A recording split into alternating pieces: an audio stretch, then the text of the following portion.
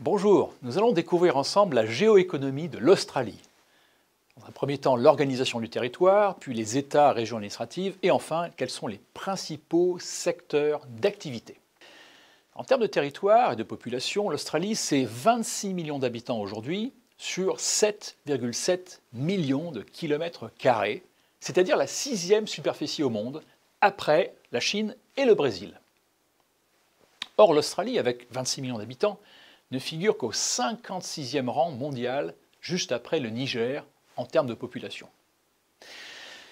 Par ailleurs, sachez-le, l'Australie possède le troisième domaine maritime du monde, juste après la France et les États-Unis. L'organisation administrative est une très grande simplicité avec seulement 4 échelons. L'État fédéral, capitale Canberra, les 8 États, les 800 comtés et enfin les 15 000 parishes, qu'on traduirait en français par les paroisses, qui sont des quartiers.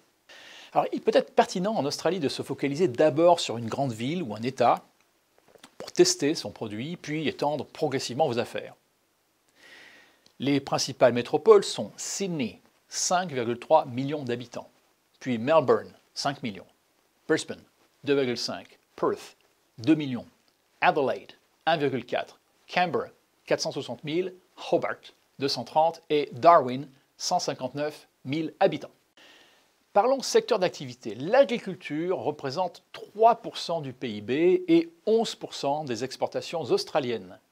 Toujours dans le secteur primaire, nous avons les mines, le gaz, le pétrole, l'or, 8% des exportations totales du pays, et 26% pour les autres matières premières. L'Australie est donc essentiellement un pays exportateur de matières premières et de produits agricoles. Son premier marché est de très loin l'Asie, qui représente 88% des exportations, dont pratiquement le tiers pour la seule Chine. En termes d'industrie, l'Australie a été protégée par une stratégie dite de substitution des importations. Puis elle a souffert d'une désindustrialisation marquée, ce qui fait qu'aujourd'hui, l'industrie ne représente que 9 à 10% du PIB. Cependant, l'Australie exporte pour environ 5 milliards de dollars de matériel de transport, 3 milliards de produits pharmaceutiques et un petit milliard de biens professionnels. Les services représentent 70% du PIB et plus du cinquième de ces services proviennent du secteur Fire, Finance, Insurance, Real Estate. Les principales exportations sont l'éducation, 8 milliards de dollars par an, et le transport de passagers, 7 milliards.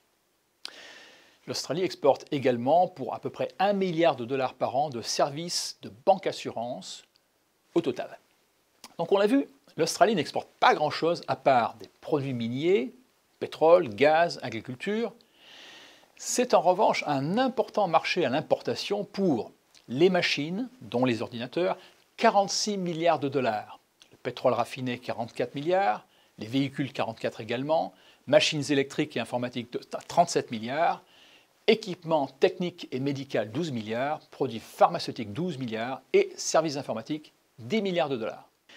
Alors, dans tout ça, quelle est la position de la France ? Eh bien, la France n'est que le 13e partenaire à l'import aujourd'hui, derrière l'Italie et derrière le Vietnam. Très loin derrière l'Allemagne, qui est en 5e position. Les 3 premiers postes d'exportation française sont les médicaments, les cosmétiques et les breuvages alcoolisés. Mais le secteur qui connaît en ce moment la plus forte croissance est celui des équipements militaires. Alors pourquoi ? Avec la fin de la guerre froide en 90-91, les coupes budgétaires ont engendré une armée australienne extrêmement réduite, dépendant essentiellement des États-Unis pour sa protection.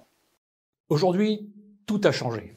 Les visées chinoises dans le Pacifique et l'océan Indien, un défi auquel tant la France que l'Australie sont confrontés, mènent à la conclusion ou à l'extension de contrats importants auprès de constructeurs français, tels Thales, fournisseur de plusieurs centaines de véhicules de combat Bushmaster aux armées australiennes, ou encore NH Industries à Aix-en-Provence, fournisseur de 46 hélicoptères militaires MRH-90, ou bien Airbus, fournisseur d'une flotte d'avions de ravitaillement.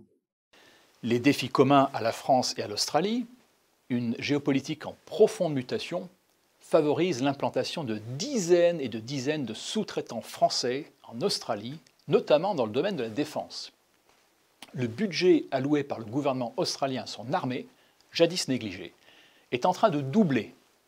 Il passe de 32 milliards de dollars en 2017 à 60 milliards en 2026, date à laquelle l'Australie ambitionne d'atteindre un seuil de dépenses militaires proche de 2,4% du PIB.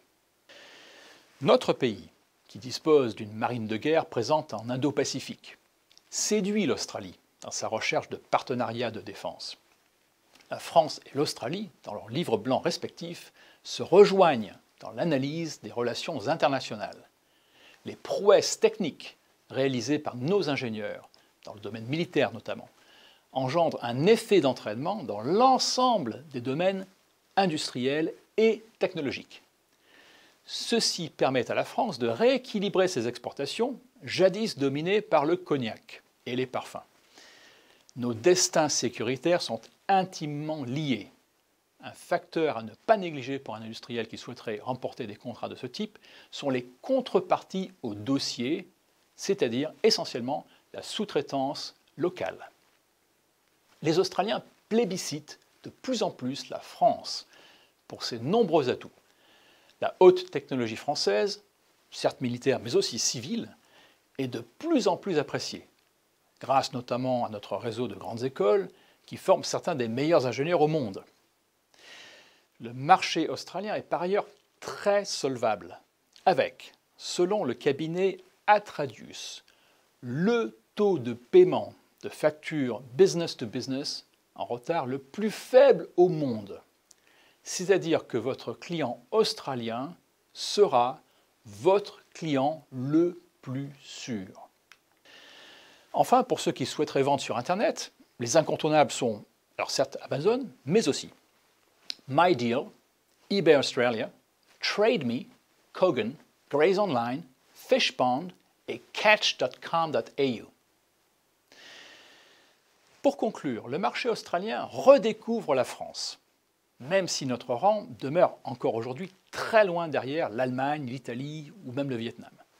Il s'agit d'un marché ouvert, solvable. La France bénéficie dorénavant d'une image très forte, celle d'un allié sûr, capable de fournir des produits de qualité et partageant un même destin.